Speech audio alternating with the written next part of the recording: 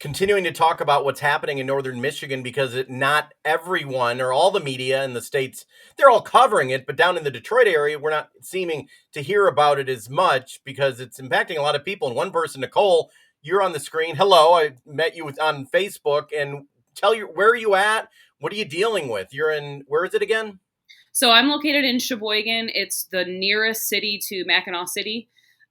We've been without power since Saturday, roughly 10 p.m. We are still without power, even though some is being restored.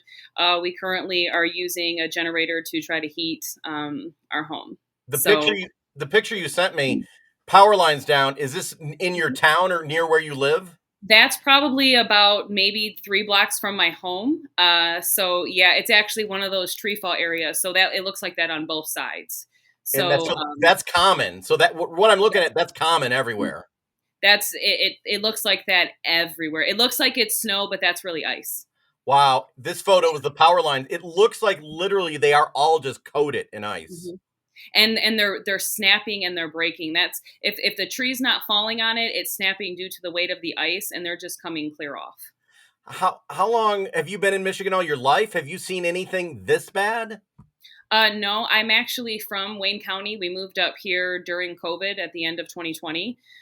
So I've lived up here, and this is people who've lived up here their entire life say they've never seen this, and this is our first big experience with something like this. So it's been challenging, and we've driven. My husband, I should say, he drove over an hour and then waited 4 hours in line to get gas only to have the pump start breaking, and then they only had one gas pump left. So it took them about 5.5 hours to go there, get gas, and come right back. And this is actually my front yard. This right. So this picture right here, it looks like a huge. That is that your garage or that's your property. Yeah, that's our lean-to. That is kind of like our gate to our backyard. We actually just picked this up because we have a down power line in the backyard that PG needs to get to kind of service our area. Jeez.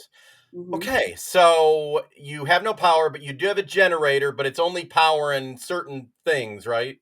Yeah, so we have it hooked up to our sump pump. Without it, we would have a water backup in our basement, and we currently have a little space heater that's kind of giving us in our living room. I'm actually kind of using one of those little lights to kind of give me some light for you to see me. But essentially, we have a heater. We're charging our phones, and our sump pump is plugged in. So our home's currently at 58 degrees. Wow. So how are I know it's not Metro Detroit. I grew up in Wayne County too. I grew up in Westland, Michigan. So that's my hometown. We're from Romulus. Oh, okay, right nearby. Mhm. Yeah, Literally down the line, kind of. I was, yeah. yeah, Wayne Road, Newburgh is where I'm from. Nice. Anyway, so how are they responding? The fire department, the consumer. Not you don't have consumers there. It's Great Lakes Energy or It's we call it PIG, but it's Presqu'île Electric and Gas Co-op, how are short for PIG. how are they all doing with this, in your opinion? So I really do think that they're doing great. The biggest problem that we're having essentially, and they're doing a really good job at explaining things, is their substations are actually destroyed and they need to rebuild their substations. So essentially, if you look at a timeline or a map, houses are considered to be number 5. Substations are number 2. So they haven't even been able to restore their own power before they're able to restore power to the residents. So Wow. some people do have actual service restored up here, but it's mainly consumers. Consumers are a little bit of a bigger company. PIG is really local, and that's what a lot of the neighborhoods run on.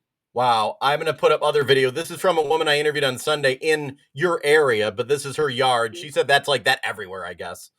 Um, It's on everywhere. No matter where you drive, no matter what road you turn, that's what you're going to see. And to be honest, if you step outside, you can't even go a minute without hearing branches fall, ice fall.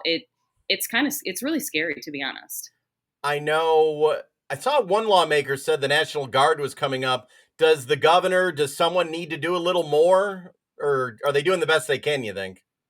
I wish that they would have done something a little bit sooner and been a little bit more proactive to allow the people to be up here, because I don't think people realize that we had really, it was 17 degrees overnight just 2 nights ago. Oh, And the problem is once you start having prolonged times of not having power, then you have frozen pipes. yep. And it creates, it's a cascading effect that just keeps going and continuing. I do believe that it could have been a little bit better, but the people who are working, the people who are out, they are working around the clock. They are working in this horrible weather.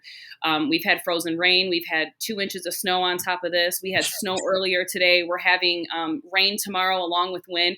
So it's not stopping. And the people who are working, they are working through it all. Cool. Good to know. Last thing, I guess I wanted to talk to you because, like you said, down in the Detroit area, I know there's a lot of news, a lot of people, but they care because a lot of people have places up north.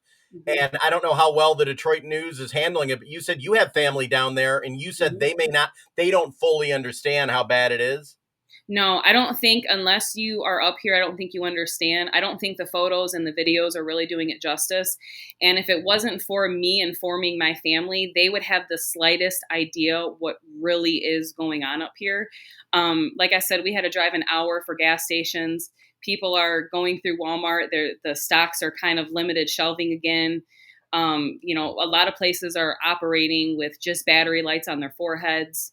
I mean, so it's a struggle, and little things like boiling water and cooking food you take for granted because it's really hard to do that when you don't really have the proper equipment.